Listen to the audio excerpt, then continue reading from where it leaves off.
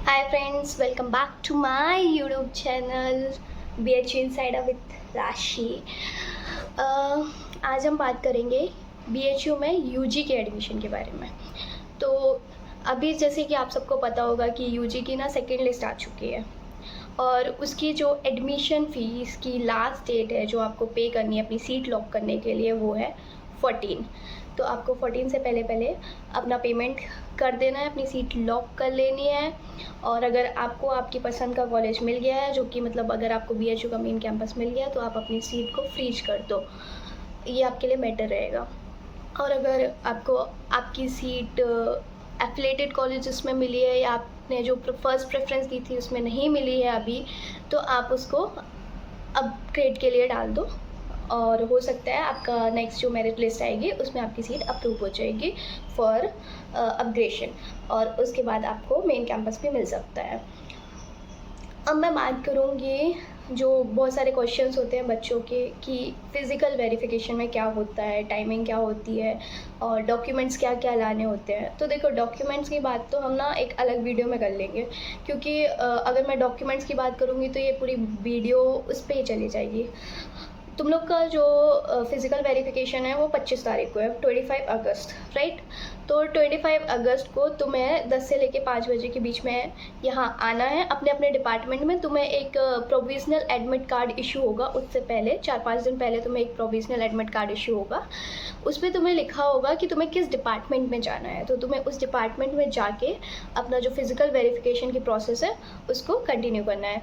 तो जब तुम सुबह अपने डिपार्टमेंट जाओगे, सुबह या दोपहर में लंच के बाद भी जा सकते हो, कोई दिक्कत नहीं है, क्योंकि वो टाइम बहुत लगा देते हैं। मैं अपने फ़िज़िकल वेरिफिकेशन के टाइम पे 1 बजे गई थी, शायद 1 बजे गई थी और 5:30 बजे आई थी। तो क्या है कि प्रोफेसर्स ज़्यादा से ज़्यादा 2 या 3 रहते हैं और बच्चे इतने सारे रहते हैं, उनको हर एक बच्चे की फ़ाइल देखनी होती है, उसको अप्रूव करना होता है, उसको साइन करके वो एक्सेप्ट करते हैं उस फाइल को, तो टाइम लग जाता है। तो तुम अपना खाना पीना खा के लेके जो भी जैसा भी करना हो तुम्हें करके जाना, भूखे मत जाना कि नहीं मुझे 10 बजे ही रिपोर्ट करना है। तो ऐसा कुछ नहीं है कि तुम्हें 10 बजे ही रिपोर्ट करना है। हाँ, तुम लोग थोड़ा जल्दी जाओगे, ऐसा है कि शुरू में चले जाओगे तो तुम्हारा वेरिफिकेशन जल्दी हो जाएगा, ऐसा हो सकता है। पर मुझे नहीं लगता है कि जल्दी वेरिफिकेशन होगा, क्योंकि टाइम लग जाता है उसमें। तो तुम लोग अपना खाना पीना नाश्ता वगैरह करके जाना। और अब बात करते हैं हॉस्टल अलॉटमेंट की। तो तुम लोग को साथ में ना डोजियर फॉर्म फिल करना होता है, तो तुम्हें 3 डोजियर फॉर्म फिल करने होंगे। दैट यू वांट हॉस्टल, तुम्हें हॉस्टल चाहिए है। हॉस्टल सबको नहीं मिलता है, ये शायद तुम्हें पता ही होगा, सब लोग बोल चुके होंगे। और हॉस्टल की अलॉटमेंट की प्रोसेस क्या होती है इसके बारे में भी शायद तुम बहुत जान चुके होगे कि वो 80% तुम्हारे मेरिट पे डिपेंड होता है और 20% तुम्हारी डिस्टेंस पे डिपेंड होता है, ठीक है।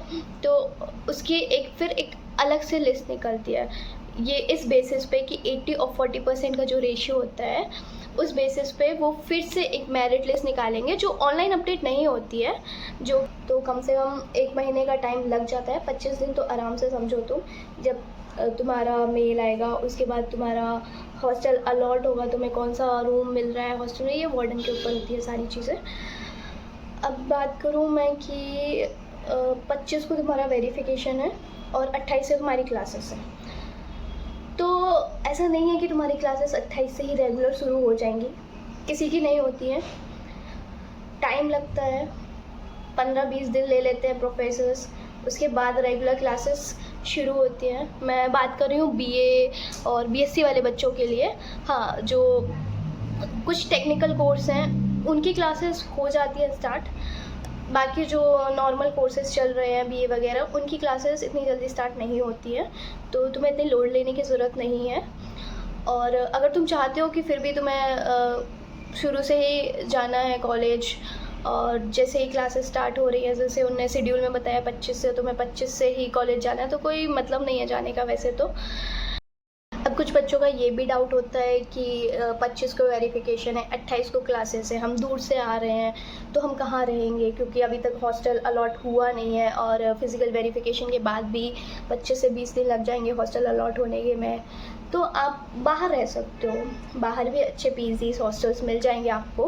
कैंपस के बाहर की बात कर रही हूँ मैं। यहाँ लंका साइड देख सकते हो आप, लंका साइड अच्छे हॉस्टल्स हैं और पास भी है, तो आप आराम से यहाँ पे 1 महीने के लिए शिफ्ट हो सकते हो।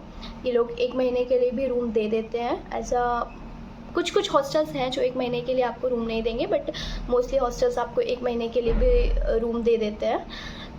मैं खुद अभी बाहर रह रही हूँ, लंका में रह रही हूँ।